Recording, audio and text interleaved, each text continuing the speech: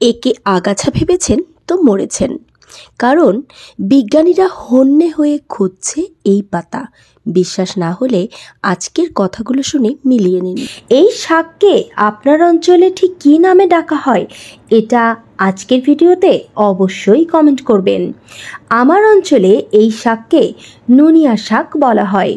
এই যে নুনিয়া শাক দেখতে পাচ্ছেন, এটা কিন্তু একদমই ঝোপঝাড় নেই এমন জায়গাতে হয় না, বরং যেখানে অন্যান্য গাছ রয়েছে, যেমন ধরুন ঘাস পাতা বা আখের জমি, ধানের জমির আশপাশ বা যেখানে একটু ঝোপ জঙ্গল হয় এমন জায়গাতেই বেশি হয়ে থাকে।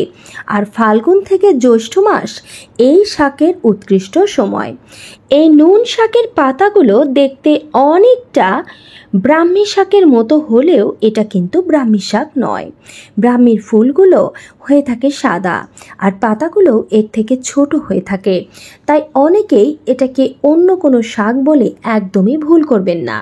এই নুন শাক দেখলে অনেকেই চিনতে পারবেন, তবে যারা চেনেন বা না চেনেন আজকের ভিডিও দেখে নিশ্চয়ই এর গুণের কথা আপনি জেনে যাবেন। এর মধ্যে অবিশ্বাস্য উপকারিতা রয়েছে যা সত্যি বিস্ময়কর।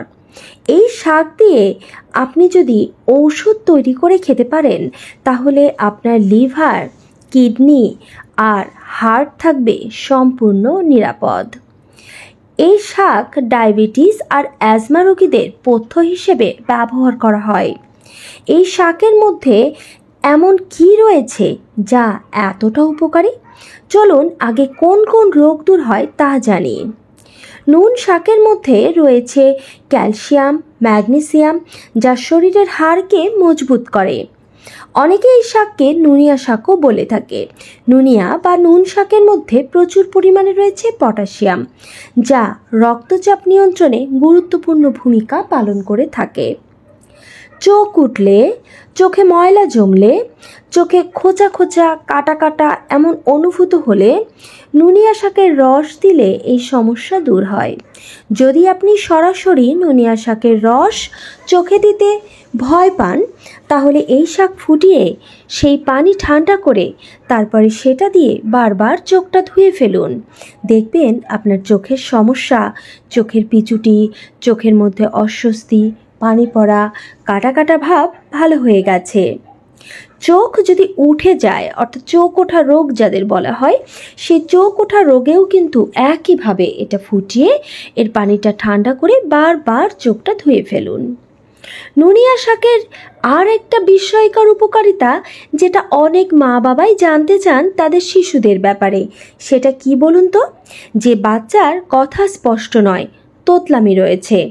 যদি বাচ্চার তোতলামির স্বভাব থাকে, এই সমস্যাটা খুব তাড়াতাড়ি ভালো করতে পারবেন নুন শাক দিয়ে। নুন বা নুনিয়া শাক মুখের ভেতর কিছুক্ষণ ধরে রাখতে হয় বা একটু থেতলে দিন, তারপর শিশুকে বলুন যে মুখে কিছুক্ষণ এটা ধরে রাখতে। অনেক বড়দেরও কিন্তু এই রোগটা রয়ে যায়। মুখে কিছুক্ষণ ধরে রাখার পরে 10 থেকে 15 মিনিট রাখার পরে শাকটা ফেলে দিন আর মুখ ধুয়ে ফেলুন। এইভাবে দিনে 2 বার করে টানা 3 সপ্তাহ করলেই আপনার এই তোতলামি স্বভাব একদম ভালো হয়ে যাবে। বিষাক্ত কোনো কিছু যদি কখনো আপনার শরীরে লাগে এবং যদি শরীর চুলকায় তাহলে কি করবেন? এই নুনিয়া শাক বেটে নেবেন, তারপর সেটা হালকা গরম করে সেটা প্রলেপ দিবেন আক্রান্ত স্থানে।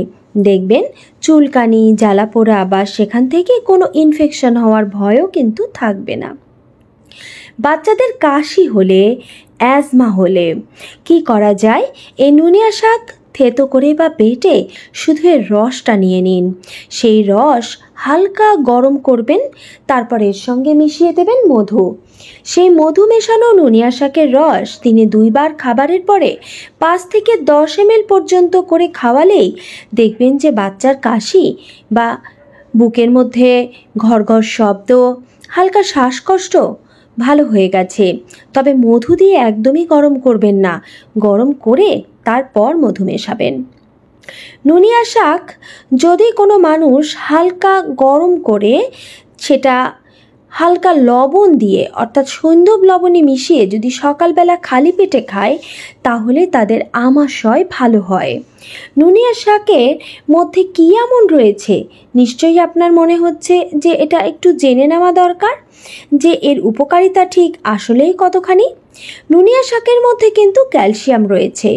নুনিয়া শাকের মধ্যে রয়েছে প্রচুর পরিমাণে sodium, vitamin C, vitamin E, thiamine, riboflavin, carotene সহ অন্যান্য প্রয়োজনীয় উপাদান।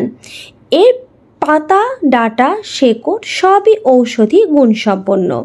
তবে বলা হয়ে থাকে যে নুনিয়া বা নুন শাক যদি কোনো মানুষ খেতে চান রান্না করে, ঔষধের মতো নয়, রান্না করেই খাবেন, তাহলে তার উচিত শাকটি ভালো করে ধুয়ে এটাকে হলুদ, সামান্য লবণ, অনেকেই শাকে হলুদ ব্যবহার করেন না, কিন্তু হলুদ দেওয়া খুবই ভালো, এতে এই শাকের গুণগত মান আরও বেড়ে যায়।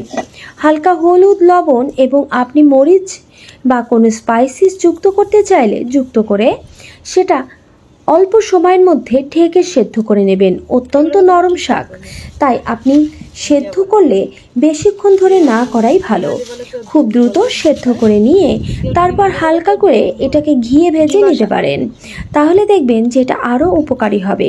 কেউ ঘিয়ে ভেজে না নিতে চাইলে এটাকে অল্প পরিমাণে আপনি যে ভোজ্য তেল খান সেটা দিয়ে ভেজে নিতে পারেন, তবে তেল খুব সামান্যই দেবেন যাতে কিনা আপনার শরীরের জন্য এটা ক্ষতিকর না হয়। কেননা এই শাক যখন আপনি হৃদরোগ ভালো করার জন্য খাবেন, এই শাক যখন আপনি লিভারকে সক্ষম করার জন্য খাবেন, তখন নিশ্চয়ই বেশি তেল মশলা এতে যুক্ত করবেন না, এটা আপনি ঔষধের মতোই খাবেন। যদি আপনার লিভারের গণ্ডগোল হয়, আপনার ভালো খাবার হজম না হয়, আপনার হাতের কাছে আর কোনো ঔষধ না থাকে, তো আপনি নুনিয়া শাক রস করে এটা 10 থেকে 30 ml পর্যন্ত আপনার বয়স অনুযায়ী আপনি এটা সকাল এবং রাত দুবেলা সেবন করুন।